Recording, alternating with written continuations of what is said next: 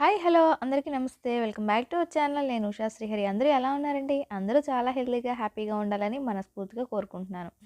ఈరోజు మన వీడియోలో వచ్చేసి పిల్లలకి స్నాక్స్ బాక్స్లో పెట్టడానికి, అలాగే మనకు కూడా టేస్టీగా ఓట్స్ అలాగే చాక్లెట్ ఆల్మండ్ బ్రౌనీ అనమాట. ఇది చాలా టేస్ట్గా ఉంటుంది. బయట మనం సూపర్ మార్కెట్స్లో కేక్స్ కొనాలంటే చాలా కాస్ట్ ఉంటుంది. ఇంట్లోనే చాలా ఈజీగా సింపుల్ ఇంగ్రీడియంట్స్తో హ్యాపీగా చేసేసుకొని తినేసేయచ్చు. సో మరి ఇంకా లేట్ ఎందుకు, నేను ఎలా ప్రిపేర్ చేశాను అనేది అయితే చూపించేస్తాను.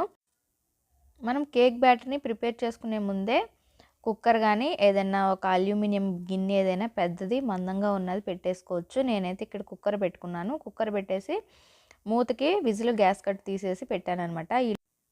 ఇప్పుడు ఒక మిక్సీ జార్ తీసుకుని అరకప్పు వరకు గోధుమ పిండి వేసుకుంటున్నాను. తర్వాత అరకప్పు వరకు ఓట్స్ అనమాట. నెక్స్ట్ వచ్చేసి మనం ఆల్మండ్స్ అన్నాం కదా, సో ఆల్మండ్స్ అయితే ఒక 10 బాదం పప్పులు అయితే వేసుకుని, హాఫ్ టేబుల్ స్పూన్ వరకు బేకింగ్ పౌడరు, అలాగే హాఫ్ టీ స్పూన్ వరకు అయితే బేకింగ్ సోడా అనమాట. ఇప్పుడు పావు కప్పు కోకో పౌడర్ అయితే వేస్తున్నాను. కోకో పౌడర్ వేసుకుంటేనే చాక్లెట్ ఫ్లేవర్ బాగా వస్తుంది. ఇప్పుడు కొద్దిగా వెనీలా ఎసెన్స్ని యాడ్ చేసుకుని మూత పెట్టేసుకుని, ఓట్స్ వేసాం కాబట్టి దీని మొత్తాన్ని కూడా చక్కగా బ్లెండ్ చేసేసుకుంటే సాఫ్ట్ టెక్స్చర్తో మెత్తగా పౌడర్ అయిపోయి వస్తుందన్నమాట. సో ఈ పౌడర్ని అయితే ఇప్పుడు పక్కన పెట్టేసుకుని ఇంకో బౌల్ తీసుకుని అందులో అరకప్పు వరకు పంచదారని పొడి చేసి పెట్టుకున్నాను. అది అరకప్పు పంచదార పొడి వేసుకొని, నెక్స్ట్ పావు కప్పు సన్ఫ్లవర్ ఆయిల్, లేదంటే మనం అన్ఫ్లేవర్డ్ ఆయిల్ కానీ ఇంకా నెయ్యి అయినా బటర్ అయినా కూడా కరగపెట్టి వేసుకోవచ్చు అనమాట.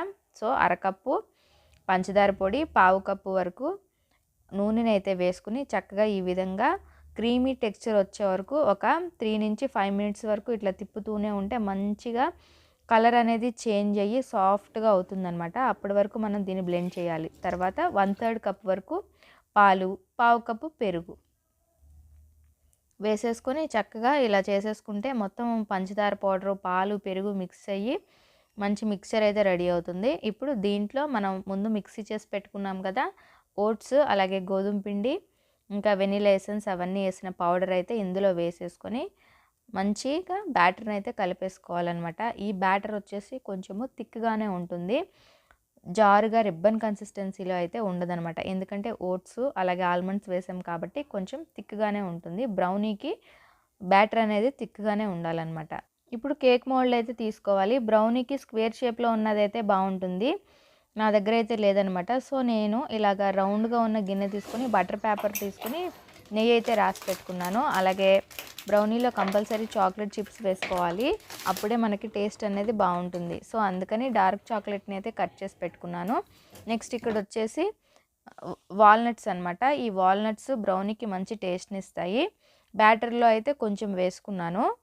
డార్క్ చాక్లెట్, ఆల్మండ్స్ వేసేసి కలిపి కేక్ టిన్లో అయితే బ్యాటర్ వేసేసాను అనమాట. ఈ విధంగా ఒకసారి ట్యాప్ చేసుకుని ఇంకా మిగిలిన చాక్లెట్ పీసెస్ అలాగే వాల్నట్స్ కేక్ టిన్లో పైన అయితే డెకరేట్ చేసేసుకుంటున్నాను. ఈ చాక్లెట్ మెల్ట్ అయ్యి కేక్లో భలే బాగుంటుందన్నమాట.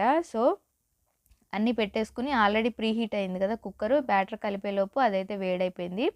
ఇప్పుడు ఈ కుక్కర్లో ఒక స్టాండ్ పెట్టుకుని దాంట్లో కేక్ బ్యాటర్ వేసిన గిన్నె పెట్టేస్తున్నాను అనమాట. మీ దగ్గర స్క్వేర్ షేప్ ఉన్నదైతే తీసుకోండి, అదైతే ఈక్వల్గా కొంచెం సన్నగా అయితే వస్తుంది, బ్రౌనీ బాగుంటుంది. సో ఇలా పెట్టేసుకున్న తర్వాత నేను ఒక 25 నుంచి 30 మినిట్స్ 30 నిమిషాలకి ఎగ్జాక్ట్గా అయితే రెడీ అయింది. ఒక్కొక్కసారి బ్యాటర్ని బట్టి కొంచెం టైం అటు ఇటు అవుతుంది, మనం చెక్ చేసుకోవచ్చు. నేను ఇలా వుడెన్ స్పూన్ పెట్టి చెక్ చేశాను అనమాట. అది స్టిక్కీగా అయితే లేదు బ్యాటరు. ఆల్రెడీ కేక్ అయితే చక్కగా బేక్ అయిపోయింది. బేక్ అయిన వెంటనే అందులోనే ఉంచేయకుండా తీసి పక్కన పెట్టుకుంటే మన కేకు మాడిపోకుండా అయితే ఉంటుందన్నమాట. సో బ్రౌనీ అయితే రెడీ అయిపోయింది. బాగా చల్లారిన తర్వాత నేనైతే దీన్ని డీమోల్డ్ చేస్తున్నాను. బటర్ పేపర్ వేస్తే మంచి కలర్ అయితే వస్తుందన్నమాట. సో ఈ విధంగా బ్రౌనీ అయితే రెడీ అయిపోయింది.